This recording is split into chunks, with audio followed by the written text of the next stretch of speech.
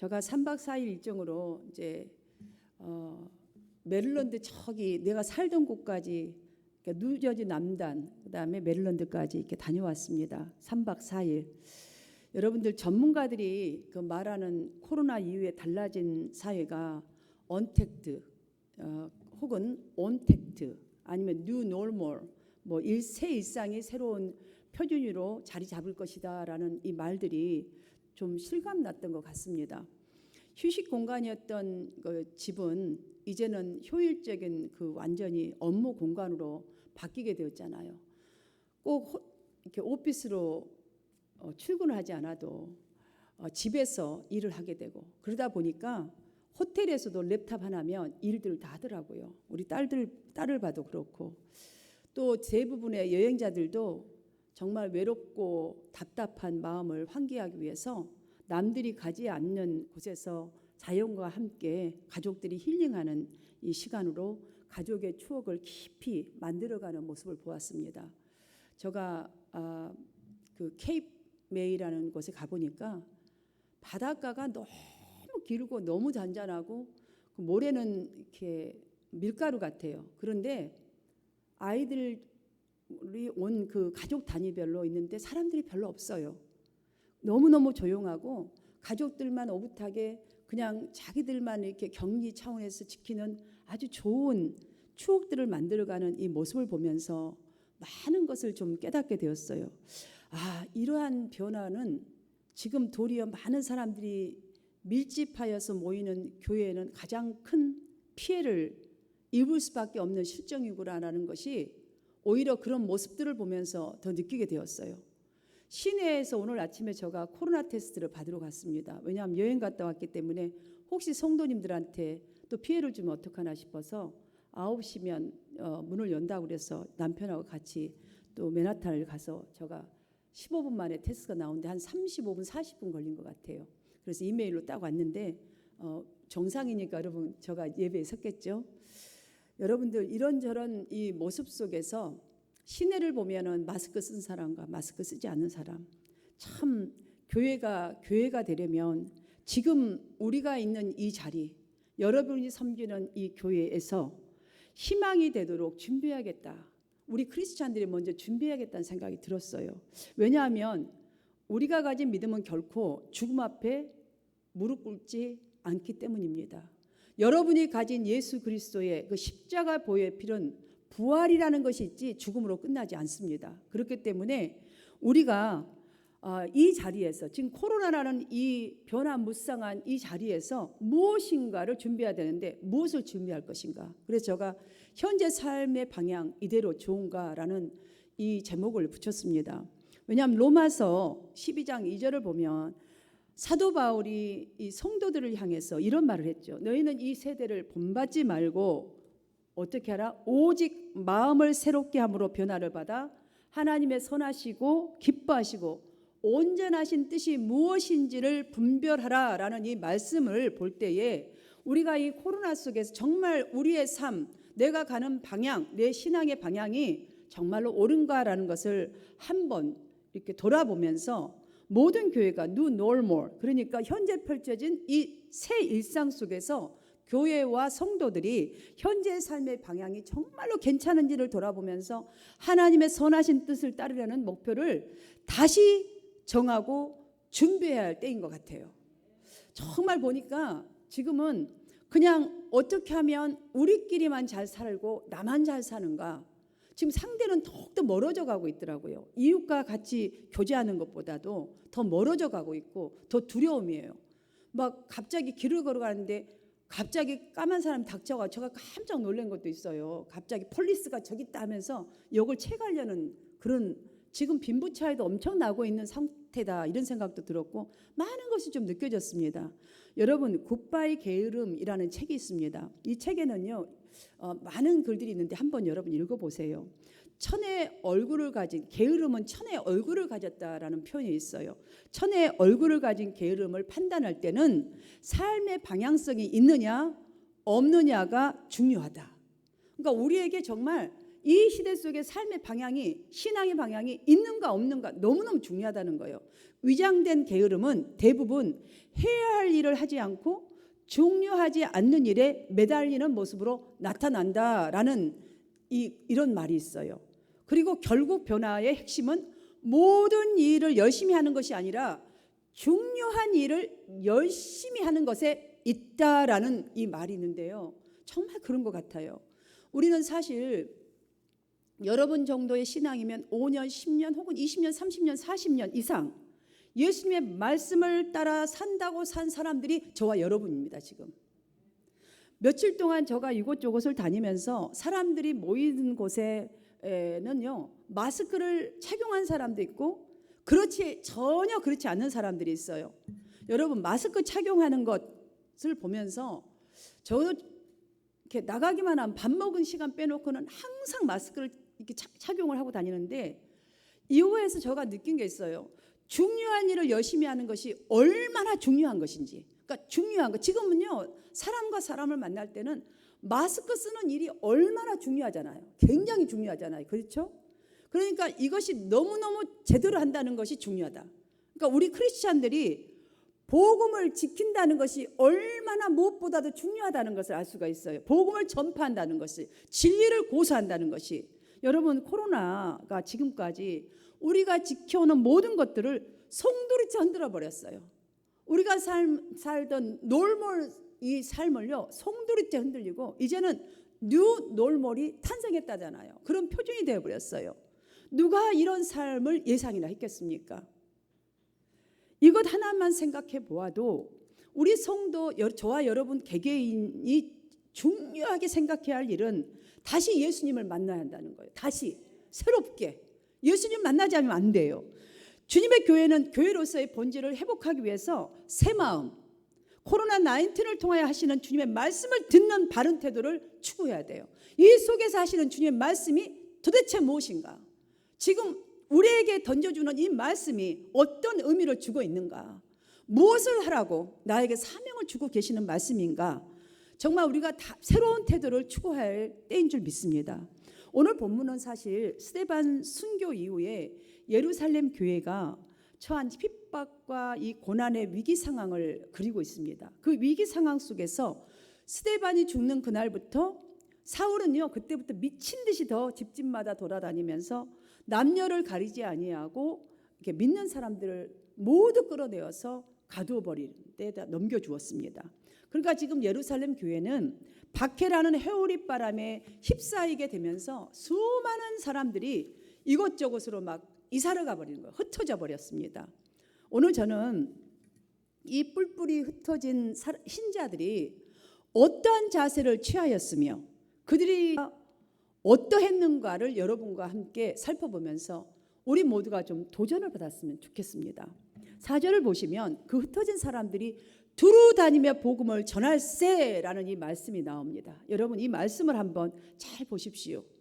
교회가 아무리 큰 어려움이 있을지라도 지금 코로나 상황일지라도 교회로서의 생명력을 유지하고 부흥되는 요인은 각 성도님들이 진리의 표준 위에 바로 서 있을 때에 가능하다는 것을 알 수가 있습니다.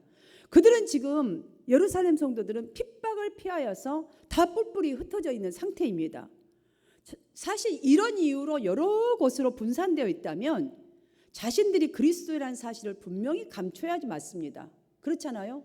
요즘에 보십시오. 예배가 열려 있음에도 불구하고 지금 뭐 아기 보니까 아니면 아예 이제 동영상 예배 이런 걸로 인해서 각자 뿔뿔이 흩어진 장소에서 편한 것만 추구하잖아요.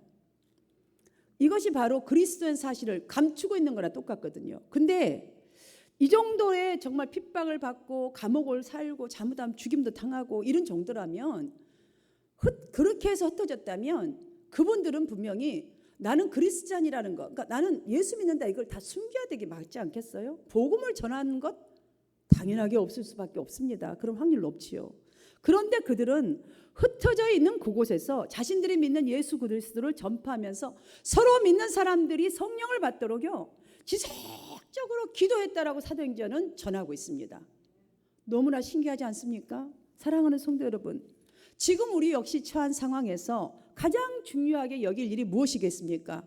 우리의 할 일이 무엇이겠습니까? 복음을 전하는 계기로 삼아야 되지 않겠습니까? 그들보다는 우리는 그런 핍박은 없지 않습니까?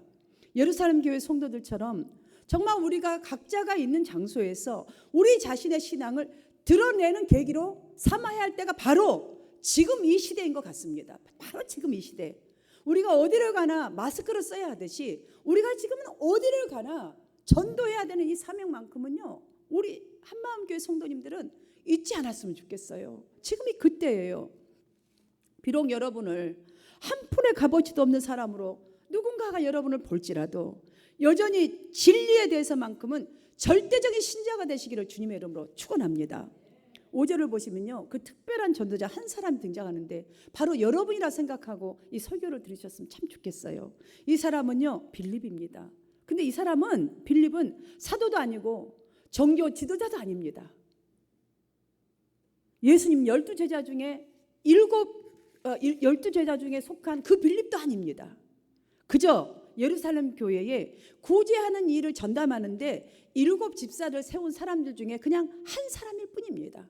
바로 여러분과 같은 사람들입니다. 그 한 개인, 유대인이 개처럼 여겼던 사마리아 지역에서, 이 사람 유대인입니다. 유대인들이 이 사람을 개처럼 여겼습니다. 이방인. 그런데 거기서 예수의 이름으로 이적을 행하고 복음을 전하자 사람들이 복음을 받아들였다고 누가는 지금 우리에게 이 사람을 알려주고 있습니다. 소개하고 있습니다. 여러분, 왜 소개할까요? 이제 빌립 이 한 사람 때문에 유대인과 사마리아인 사이에 깊게 패였던 골이 더 이상 존재하지 않았다는 거예요. 이제 그것이 하나가 되었다는 거예요. 여러분이 바로 그러한 사람이라는 것이죠. 7절을 보시면 많은 사람에게 붙었던 더러운 귀신들이 크게 소리를 지르며 나가고 또 많은 중풍병자와 안진뱅이가 나으니 그 성에 큰 기쁨이 있더라. 여러분 기억하십시오. 이 능력은요, 예수님께서 제자들을 세상에 나가서 복음을 전파라 하시면서 파송하실 때 주신 능력들이에요. 그러니까 바꿔 말하자면 빌립뿐만이 아니라 여러분 속에도 예수님의 그 이름의 능력이, 예수 그리스도 보혈의 능력이, 십자가의 능력이, 부활의 능력이 여러분에 있다는 사실이에요. 이거를 기억하셔야 돼요. 그래서 여러분이 계시는 그곳에서 여러분들의 사명을 감당해야 돼요. 나는 크리스천이라는 것을 분명히 드러내는 삶을 살아야 돼요. 지금 뭔가에 막혀있는 이 삶 속에 우리가 그 담을 허는 그 역할을 감당해야 한다는 것이죠. 지금까지 전도에 도전하지 못하셨다면 내가 꼭 전해야 하는 좋은 것을 가지고 있는데 마치 내가 완벽해야 이 좋은 것을 전할 수 있다라는 그 의식, 그 틀에 빠져 있었기 때문일 수도 있어요. 여러분들, 내가 완벽해야, 성경도 좀 알고 기도도 좀 잘하고 좀 말주변도 좀 있고 해야지 내가 전도를 하지, 어떻게 전도하겠어, 이런 것도 있잖아요. 여러분들 이 귀한 것을 언제까지 갖고 있겠어요? 꼭 전해야 하는 귀한 거거든요. 안 전하면 안 되는 거예요. 나만 갖고 있어서는 도저히 안 되는 거예요. 전하면 전할수록 좋은 거예요. 이거라면 여러분들 이런 거 제 시간이 어디가 있겠습니까? 사랑하는 여러분, 여러분들 성경에 보면 잃어버린 양 한 마리, 그 잃어버린 한 드라카마, 잃어버린 그 한 아들, 재산을 다 탕진한 아들이에요. 찾아봤자 뭐 하겠어요? 도움이 하나도 안 돼요. 그 잃어버린 한 드라카마, 그의 인생의 뭐 전부입니까? 양 한 마리 인생 전부 아니잖아요. 이것들이 누구를 의미합니까, 여러분? 누구를? 왜 잃어버린 하나를 위해서, 찾기 위해서 그토록 고생해야 했고 노력해야만 했을까? 한번 여러분 생각해 보세요. 그럼 한 드라카마를 찾은 이 여인도, 탕자를 찾은 이 아버지도 이웃들을 불러 모으고 잔치를 왜 베풀었을까? 여러분 한번 생각해 보십시오. 그 이유를 한번 쏙쏙들이 찾아본다면 우리 각자의 마음에, 그리고 교회 안에 기필코 회복돼야 할 문제는 생명의 가치예요. 영혼 구원이라는 거예요. 하나예요. 영혼 구원 하나가 얼마나 하나님 앞에 큰 잔치날인지 알 수가 없고, 우리의 삶에 얼마나 기쁜 소식이며 우리의 삶이 복되게 되는지를 알 수가 있지 않겠습니까? 사랑하는 여러분, 지금 빌립이라는 이 사람이 소개된 것은 전도는 특별한 은사 받은 사람만이 하는 것이 아니라 그리스도인이라면 누구라도 해야 할 일이라는 것을 지금 보여주고 있는 것입니다. 사랑하는 성도 여러분, 세상의 의사들, 우리 전문가라고 하잖아요. 과학자, 농부, 기술자 뭐 할 것 없이 예수가 할 것 없이요. 전문가들은 무엇입니까? 그 분야에 대해서 사실 그분들이 전문가가 되기까지는 실패를 거듭하면서도 불구하고 계속 연습하고 실습하면서 그 역할을 맡아오면서 비로소 능숙해져서 인정받은 사람들을 가리켜서 전문가라고 하죠.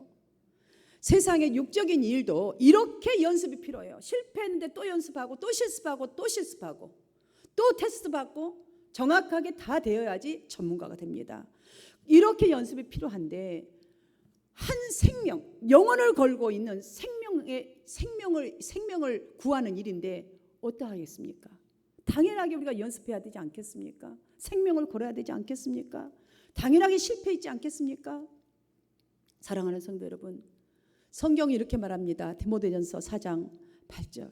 육체 연습은 약간의 유익이 있으나 경건은 범사에 유익하니 금생과 내생에 약속이 있느니라. 우리에게 분명하게 약속의 말씀을 주셨습니다. 세상 것들은 정말 약간의 유익, 우리가 살아있는 동안의 유익이 있으나 여러분 경건, 전도, 하나님의 일, 하나님의 나라의 일, 영적인 일, 진리의 복음만큼은 범사에 유익하니 금생과 내생에 유익하니라. 우리에게 전체적으로 다 유익이에요. 나도 너도 모두도 다 유익이지 않습니까? 할렐루야. 여러분 빌립처럼 처음부터 잘 안 되더라도 전도하는 일에 계속 하시기를 주님의 이름으로 축원합니다. 이제 저는 본문에 또 한 사람 등장하는 시몬을 저는 주시해 보고자 합니다. 잘 한번 주시해 보십시오. 이 사람은 오늘 이 시대를 대변하는 듯한 사고방식을 가지고 있는 사람입니다. 그런 직업이 마술사였습니다. 애굽에서 배운 마술로 백성들을 아주 깜짝깜짝 놀라게 해서 뭐 높고 낮은 계층 사람들이 다 그를 따랐다고 했어요. 그 사람 말이면 다 청종했다 했어요. 막 마술을 부려버리니까 막 깜빡깜빡 다 넘어가는 거예요. 그냥 저 사람 최고인 거예요. 그리고 자칭 본인이 나는 큰 자라라고 했어요.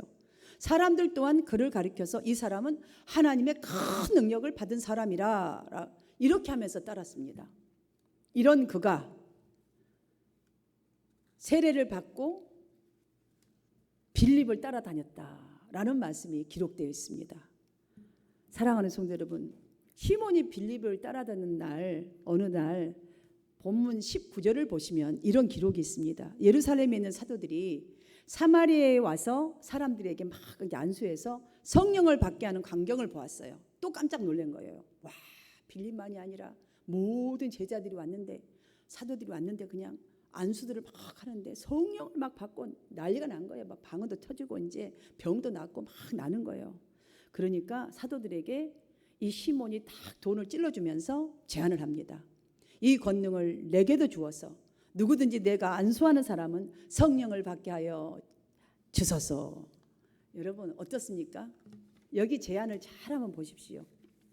그러면 빌립이 지금 시몬이 빌립을 따라다녔다는데 우리가 지금 다 예수님을 따라다니는 사람들인데 우리는 지금 어떨까라는 생각을 좀 한번 해봐야 되지 않겠습니까? 시몬이 빌립을 따라다니는 것은 분명히 세상적인 목적이었지 영적인 목적의식은 전혀 없었다는 것을 짐작할 수가 있습니다. 왜냐하면 그의 모습을 보면요. 예수님 시대에도 다 그랬잖아요. 오병이어의 이적을 행한 이후에 사람들이 예수님을 왕으로 삼으려고 떼를 지어서 따라다녔지 않습니까? 그때 예수님께서 하시는 말씀 여러분 기억하시지요?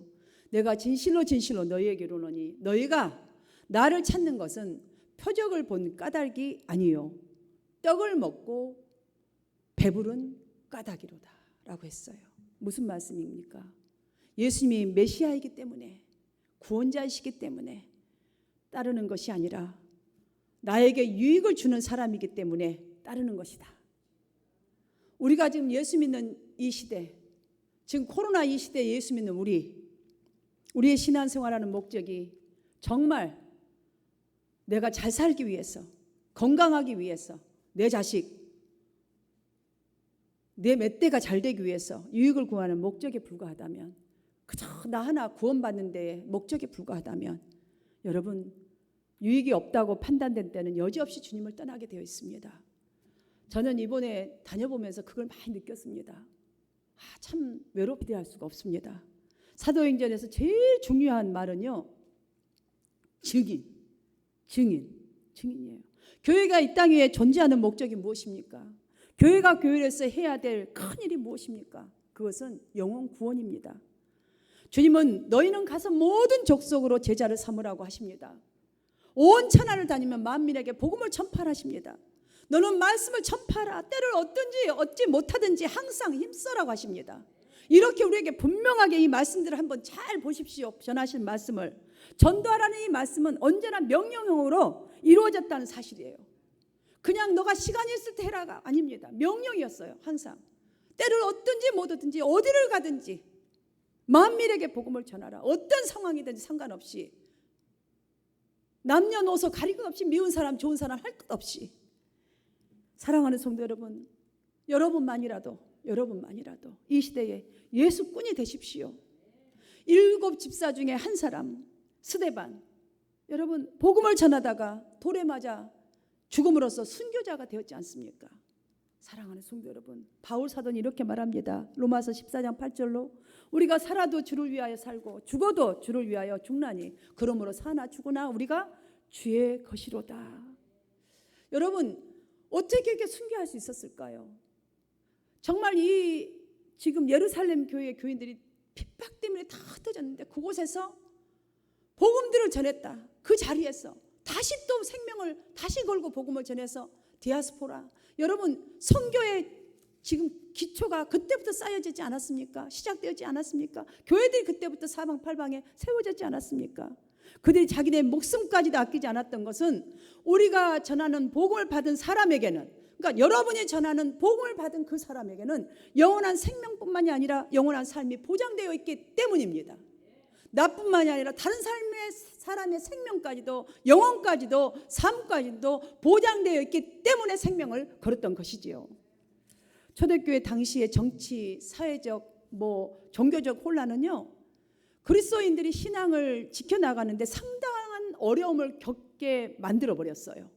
그러나 한 가지, 모든 사람에게 복음을 전하라는 주님의 명령을 철저하게 실천했던 당시의 그리스도인들의 이 적극적인 신앙 태도를 보면요, 오늘날 정치적으로, 사회적으로, 신앙적으로 큰 혼란을 겪고 있는 오늘의 그리스도인들에게 큰 도전이 아닐 수가 없습니다. 오늘 말씀을 들으시는 성도 여러분, 세상이 하나님과 화해할 수 있도록 지금 이 코로나가 기회라고 여기시고 여러분이 처한 환경이 어떠하든지 간에 복음 전파는 첫 번째로 해야 할 저와 여러분의 사명입니다. 사회가 혼란스러울수록 두 번째로 해야 할 것은 저와 여러분이 가진 믿음 드러내셔야 할 때입니다. 지금이 내가 가진 믿음 가정에서도 직장에서도 이웃에게도 드러내야 하셔야. 이렇게 우리 그리스도인들이 먼저 이 어두운 세상 속에서 소금과 빛의 역할을 감당함으로써, 세 번째, 그렇게 해야만이 세상의 이 부패를 방지하게 됩니다. 그렇지 않으면 방지할 수가 없어요. 이것이 믿는 자의 의무이자 사명인 거예요. 사랑하는 성도 여러분, 성령의 역사와 사단의 역사는 그리스도인들이 하나님께 영광을 돌리는가 아니면 우리 스스로가 영광을 취하는가에 이 여부에 달려 있습니다. 여러분은 어떻게 하시겠습니까? 여러분이 힘쓰는 곳에 여러분의 영광을 취하시겠습니까? 아니면 여러분이 힘쓰는 그곳에서 하나님께 영광을 돌리는 그런 자세로 살아가시겠습니까? 삶의 방향을 이 시간 다시 한번 정리하시고 진리를 따르는 대로 정하셔서 빌립과 같은 적극적인 태도로 진리 보존과 그 실천에 사활을 거는 저와 여러분이 되어지기를 주님의 이름으로 축원합니다.